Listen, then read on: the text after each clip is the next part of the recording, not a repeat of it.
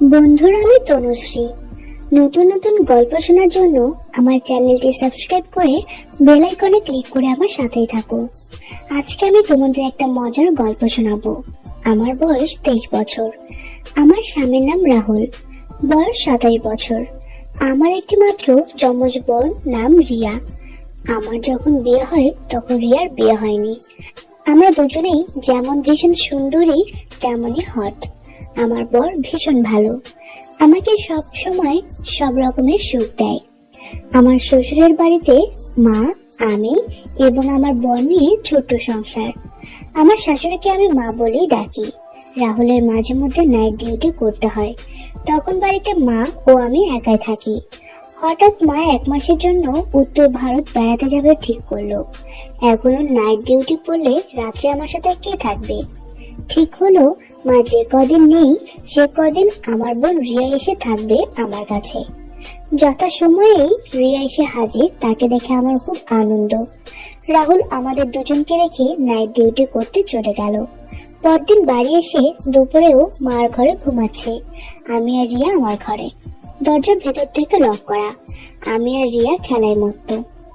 আসলে আমি আর রিয়া মিলে খেলতাম মাঝে মধ্যে। তো হঠাৎ রাহুল আমার রুমে ঢুকে সব দেখে ফেললো।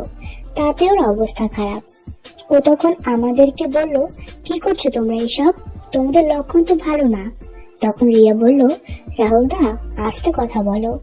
বাড়িতে জানাজানি হলে আত্মহত্যা ছাড়া আমাদের কোনো উপায় থাকবে না। প্লিজ তুমি কাউকে বলো না, আমি তোমার ছোট বোনের মতো। ও বলল, শুধু মুখে হবে না, আমার সাথে তোমায় করতে হবে। শুনে রিয়া বলল, আমি রাজি। কিন্তু আমি চুপ করে বসে থাকলাম। ও আমাকে বলল, তুমি কি বলছো? আমি বললাম, আমিও রাজি। আমরা 3 জন একসাথে খেলবো, ভীষণ মজা হবে, কি বলো? এরপর শুরু হলো আমাদের লুডো খেলা। রাহুল আজ খুব করে রিয়াকে লাগালো। অনেকক্ষণ লাগানোর পর আমরা 3 জনে শুয়ে পড়লাম। ওই দিনটা রাত পর্যন্ত আমরা আরো অনেক মজা করলাম। রাতে আরো 2 বার খেললাম। আমি বললাম, লুডো খেলায় এত মজা আগে জানতাম না তো। এরপর এইভাবে 1 মাস বহুবার আমরা করেছি। আমার বোন এখন বিবাহিত, তবুও আমরা সুযোগ পেলেই খেলা করি। সেসব গল্প অন্য একদিন বলবো।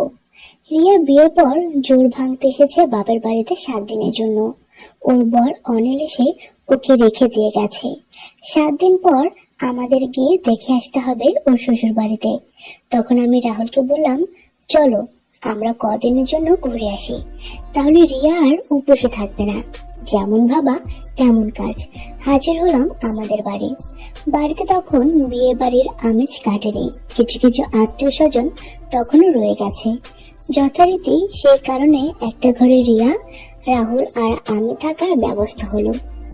রিয়া তখন ন্যাকামো করে বলল, এই দিদি, আমি তোদের সাথে থাকলে তোদের লাগাতে অসুবিধা হবে না তো? আমি বললাম, তোর বর তোকে কেমন করে ফুল সজ্জাতে সহাগ করলো? সেই গল্প শুনতে এসেছি আমরা, আর সেই সাথে তোকে লাগাতে এসেছি, অসুবিধা হবে কেন? কিন্তু কথা হলো, তুই খেলবি তো আমাদের সাথে, নাকি বর পেয়ে জামাই বাবুর কথা ভুলে গেছিস? তুই কি যে বলিস না, রাহুলদার কথা কি ভুলতে পারি? রাহুল বলল, ছাড়ো ওসব কথা, তুমি বলো তোমার বর কেমন করে তোমাকে আদর করলো? তুমি যে আগেই খেলেছো সে কথা বুঝতে পারিনি তো? রিয়া বলল, সেটা ঠিক বলতে পারবো না, মনে হয় বুঝতে পেরেছে, মুখে কিছু বলছে না, মালটা যা পাকা খেলোয়াড়। আমি বললাম, যদি বুঝতে পারি কি হবে? রাহুল বলল, কি আর হবে, তোমাকে গিয়ে অনিলকে ঠান্ডা করতে হবে। আমি পারবো না, আমার লজ্জা করবে। বোনের সাথে যখন খেলতে তখন লজ্জা করে না, আর বোন জামাইয়ের কাছে গেলে লজ্জা করবে কেন? এবার রিয়া বলল, ছাড়ো ওসব কথা, তোমাদের অনিলের আগে আমায় অরুচি হোক, তারপর না হয় দিতে যাবে। এখন ফুলসজ্জার গল্প শোনো।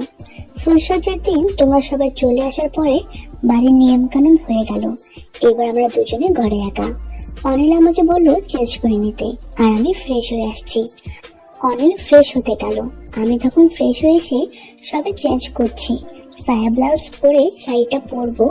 অনিল বলল, আর পরে কি করবে, চলে আসো। বলে আমার হাতটা টান মেরে আমি একেবারে উপরে গিয়ে পড়লাম। এবার ও আমাকে কিস করতে লাগলো। কিছুক্ষণ পরে আমিও রেসপন্স করতে লাগলাম। এরপর ও আমাকে জড়িয়ে ধরে আদর করতে লাগলো। আমিও সুখে আত্মহরা হয়ে গেলাম। অনেকক্ষণ ধরে আমাদের খেলা চললো। অনিল ভালোই খেলতে পারে। ও আমাকে বলল যে ওরা নাকি বন্ধুরা ওদের বউদের নিয়ে একসাথে মজা করে। 6 মাস পর নাকি আমাকেও ওদের সাথে জয়েন করতে হবে। এর মুখে এই গল্প শুনে আমাদের তিনজনেরই অবস্থা খারাপ। আমরা খেলা শুরু করব, ঠিক তখনই দরজায় কেউ নক করলো। আমরা একেবারে নর্মাল হয়ে গেলাম। এবার দরজা খুলে দেখি বৌদি এসেছে আমাদের ডাকতে। আমরা তিনজনে গেলাম, খাওয়া দাওয়া করে আবার আমাদের ঘরে ফিরে এলাম। তারপর রাহুল, রিয়া আর আমি আবার শুরু করলাম। এরপর রাহুল আস্তে করে বেরিয়ে পড়লো, কারণ সবসময় তিনজনে মিলে একসঙ্গে ঘরে থাকা ঠিক নয়, যে কেউ সন্দেহ করতে পারে। বেরিয়ে ও বাজারের দিকে গেল, গিয়ে দোকান থেকে একটা মধু কিনে আনলো। রাতে একটু অন্য স্টাইলে হবে। রাতে খাওয়া দাওয়া পরে তিনজনে আবার ঘরের মধ্যে এলাম। ঘরের দরজা দিয়ে রাহুল রিয়াকে কোলে শুয়ে তিনজনে মিলে গল্প করতে লাগলাম। আমি বললাম, কি গো, শালিকে পেয়ে তো বউকেই ভুলে গেছো। ও বলল, রোজ তো তোমাকেই লাগাই, কতদিন পরে শালিকে পেলাম বলো তো। আমি বললাম, ঠিক আছে তাই করো। এইভাবে দুদিন রিয়ার সাথে খেলা চললো। যথারীতি দুদিন পর রিয়াকে বাড়িতে দিতে যাওয়ার দায়িত্ব পড়লো রাহুলের উপর। আমি ঠিক করলাম রিয়াকে বাড়িতে পৌঁছে দিয়ে আমরা ওখান থেকে বাড়ি ফিরে যাব। সেই অনুযায়ী আমরা তিনজনের সন্ধ্যায় রিয়ার বাড়িতে হাজির হলাম। অনিলও উপস্থিত ছিল। রিয়াকে সামনে দেখে আনন্দের চোখ নেচে উঠলো। কিন্তু অনিলের বাবা মা আমাদের আর ফিরতে দিল না, বলল আজকে রাতটা থেকে যেতে। অনিল চাপাচাপি করার জন্য আমরা থেকে গেলাম। রাতে খাওয়া দাওয়া সেরে আমরা চারজন রিয়ার বেডরুমে হাজির হলাম। ওদের ঘরের প্রবলেম। আমি বললাম, কোনো অসুবিধা নেই, আমরা চারজন একসাথে ম্যানেজ করে নিব। রাহুলও সায় দিল। চারজন অনেক রাত পর্যন্ত আড্ডা দিলাম। এবার রাহুল বলল, অনিল, তোমাদের তো অসুবিধায় ফেললাম ভাই। অনিল বলল, কেন দাদা? ও বলল, তোমরা নবদম্পতি 3 দিন আলাদা থেকে আজকে এক হয়েছ, তোমাদের খেলাতে বাধা পড়লো। কিছু মনে না করলে তোমরা খাটের উপরে খেলতে পারো, আমরা নিচে শুয়ে আছি। আমি বললাম, হ্যাঁ, আমাদের কোনো অসুবিধা নেই। মিয়া ন্যাকামি করে বলল, আমি রাহুলদার সামনে ওসব করতে পারবো না, আমার লজ্জা করবে।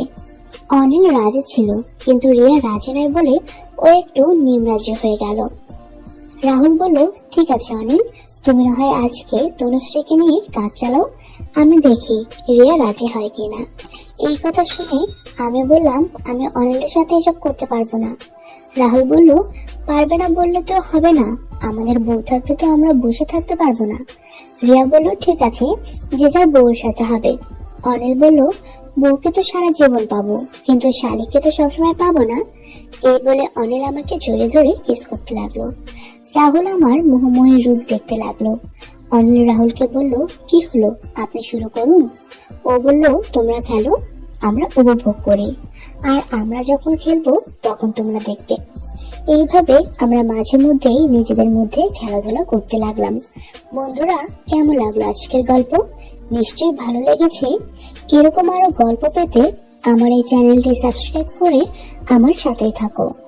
এতক্ষণ ভিডিওটি দেখার জন্য সবাইকে অসংখ্য ধন্যবাদ।